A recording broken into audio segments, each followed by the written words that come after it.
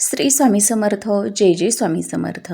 नमस्कार मैत्रिणींनो, स्वागत आहे तुम्हा सर्वांचं पुन्हा एकदा माझ्या या नवीन व्हिडिओमध्ये. तर अक्षय तृतीया हा एक स्वयंसिद्ध मुहूर्त तर आहेच, पण त्यासोबतच 3.5 मुहूर्तांपैकी एक शुभ मुहूर्तसुद्धा आहे. या दिवशी आपण जेवढी पण पुण्यकर्म करतो तर त्याचं पुण्यफळ कधीही नष्ट होत नाही. या दिवशी केलेलं कोणतंही दान, जप आणि खरेदी यांचा कधीही क्षय होत नाही, अशी देखील धार्मिक मान्यता या सणासंबंधित आहे.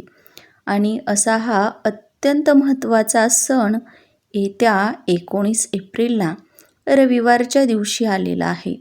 या दिवशी आपण माता लक्ष्मीचं पूजन करतो, त्यासोबतच भगवान श्रीहरी विष्णूंची सेवा करतो. त्याचप्रमाणे आपल्या पितरांच्या स्मरणार्थ सुद्धा त्यांची सेवा उपासना करत असतो.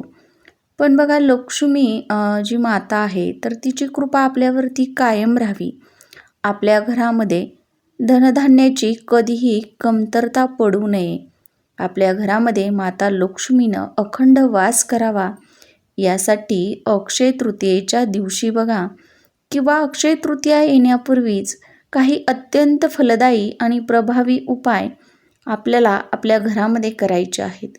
आणि तेच 5 उपाय कोणते आहेत, म्हणजे आपल्या घरामध्ये सुख, शांती, समृद्धी येण्यासाठी आपल्याला हे 5 प्रभावी उपाय करायचे आहेत. हे जर उपाय केले तर 100% या उपायाचं अक्षय फळ तुम्हाला नक्कीच प्राप्त झाल्याशिवाय राहणार नाही आणि तुमच्या आयुष्याचं सोनं होईल. या दिवशी बघा, नवीन घर, सोने, त्यासोबतच एखाद्या व्यवसायाची सुरुवात असेल किंवा उद्योगधंद्याची सुरुवात असेल तर अशी शुभ कामं जी आहेत तर ती या दिवशी आवर्जून केली जात असतात. आणि या महत्त्वाच्या दिवशी आपण जर हे उपाय केले तर आपल्या घरामध्ये अखंड लक्ष्मी वास करेल. आणि ते उपाय कोणते आहेत, ते कसे करायचे आहेत, याचीच माहिती आपण पुढे व्हिडिओत पाहणार आहोत. त्या अगोदर बघा, तुम्ही माझ्या चॅनलवर नवीन आला असाल तर प्लीज चॅनलला सबस्क्राईब करा आणि हा व्हिडिओ जास्तीत जास्त शेअर करा आणि योग्य माहिती मिळवण्यासाठी हा व्हिडिओ शेवटपर्यंत नक्की पहा. तर या अशा पवित्र दिवशीच बघा, माता पार्वतीनं अन्नपूर्णेचा अवतार जो आहे तर तो धारण केला होता, अशी धार्मिक मान्यता आहे. हा दिवस अन्नपूर्णा जयंती म्हणून सुद्धा ओळखला जात असतो. तर आपल्या घरामध्ये आपलं स्वयंपाकघर हे खूप महत्त्वाचा भाग आहे. इथे सुद्धा सदा अन्नपूर्णा देवीचा वास असतो.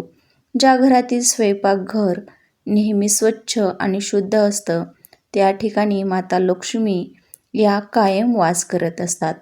अन्नपूर्णा देवीचा सदैव वास या घरामध्ये राहत असतो. आणि म्हणूनच आपण अक्षय तृतीया येण्यापूर्वीच बघा, आपलं जे स्वयंपाकघर आहे तर ते देखील आपल्याला स्वच्छ करून घ्यायचं आहे.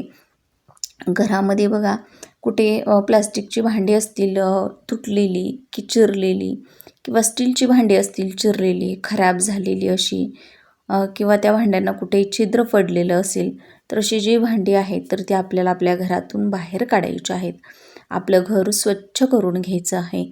आणि नंतरच आपल्याला हे जे 5 उपाय मी तुम्हाला सांगणार आहे तर ते आपल्याला आपल्या घरामध्ये करायचे आहेत. अतिशय साधे सोपे उपाय आहेत, पण ते उपायाचं फळ जे आहे तर ते आपल्याला अक्षय स्वरूपामध्ये प्राप्त होणार असतं या दिवशी आपण कोणती पण सेवा करू त्याचं. आणि म्हणूनच आपल्याला हे छोटे उपाय करायचे आहेत. आपल्या सर्वांच्याच घरामध्ये बघा, गव्हाचं पीठ हे तर असतंच. आता बघा, गव्हाचं पीठ हे आपल्या अन्नाचा मुख्य आधार आहे. आपल्या प्रत्येकाच्या घरामध्ये सुरुवातीला जी बनवली जाते तर ती चपाती बनवली जाते आणि ती गव्हाच्या पिठापासून बनवली जाते. आणि अक्षय तृतीयापूर्वीच 1 दिवस अगोदर तुम्हाला काय करायचं आहे, याच गव्हाच्या पिठाच्या डब्यामध्ये तुम्हाला एक 10 रुपयाचं नाणं बघा आहे तर ते नाणं ठेवायचं आहे. हे माता लक्ष्मीचं प्रतीक मानलं गेलं आहे. नाण्यांमध्ये बघा, माता लक्ष्मी जे आहे तर तिचं स्वरूप मानली जात असतात. आणि पिठात नाणं ठेवल्यामुळं घरामधील अन्नधान्यामध्ये, धनधान्यात बरकत येते आणि आर्थिक अडचणी या हळूहळू दूर व्हायला लागतात.